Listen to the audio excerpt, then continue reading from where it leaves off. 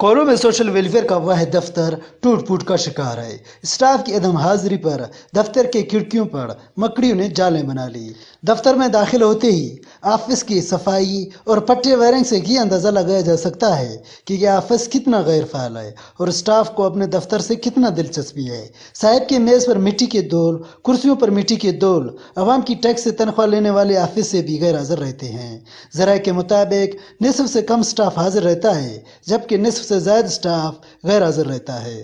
Social welfare میں 5 سال سے پڑے سلائی مشینیں بھی زنگ آلود ہو کر ناکارہ ہو گئے ہیں۔ 700 کے قریب سلائی مشینیں تاحال عوام میں تقسیم نہیں ہوئے۔